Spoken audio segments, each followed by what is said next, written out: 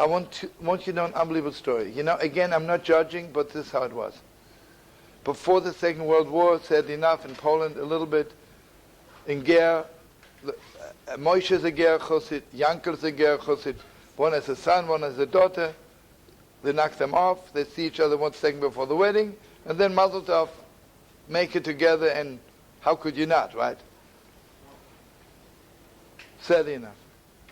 I want you to know, in 1947, when the first refugees became coming to America, now I think I told you once the story, and my mother was Mamash Gewalt at that time, she was still strong. You know, the Hayas had rented a Hotel Lucerne here on 79th Street, and the first comers were all in Hotel Lucerne. So my mother, and my father also, but especially my mother, would go in every Friday and ask anybody wants to have somewhere to be for Shabbos. And every Shabbos, I remember, was unbelievable. They would all come, those who wanted to come, would come Shabbos to my house. So here is an unbelievable story. There was one couple, hello, Boom. Hey Diane, how are you? There was one couple, you could see Mamish, they are so close, like, and you know, sometimes you have to go through so much until your Mamish know who your soulmate is, right? Anyway, listen to this. This is a story. He is a Ger Chosid, was a Ger Chosid. And his father engaged him to another Ger Chosid's daughter.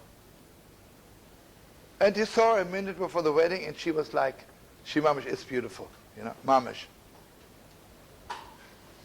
So they go to the chuppah. After the chuppah, they come back home, and she says to him, let me tell you something. Do you really think I'm going to live as a shmendik like you? Chassidish bocha doesn't know anything what's going on in the world. I'm a sophisticated woman. I'm a woman of the world, you know. I just needed you to get out of my house.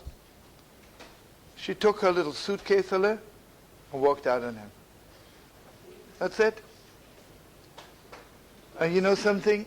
Just imagine, this is Chassidish bocha. He never talks to girls, right? He mamish didn't know what to do with himself, never. The next night, Sheva Brochus, he made all kinds of excuses. Nebuch, and here comes the sad story. On the third day, the Germans came in. One way or the other, he was one of the first people to be arrested. He was everywhere, in every concentration camp in the world. And you know what kept him going? Mama was saying, please, I have to see her just one more time. I cannot believe she's doing this to me. And besides, Mamish loved her so much. Mamish was thinking about her all the time. Anyway, miraculously, he made it. Mamish made it. And you know, Nebuch should never happen again. After the war, Nebuch enlarged the highest at the house. And Nebuch people were looking for their relatives, for anybody, would come in and make a big sign. Nebuch, you know, Moshe is looking for Yankel, Yankel is looking for Leah, you know. So he walks into the highest house, there's a big sign, you know, whatever his name, Moshe, Yankel, looking for Rivka, right? He hangs it on, he looks at it, he turns around, she was standing there.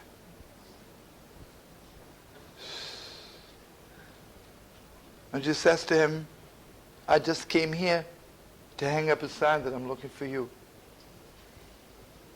And she says, do you know what kept me going? I was praying so hard. I was saying, Master of the world, please let me see him just one more time. Please let me see him just one more time. It's awesome, right?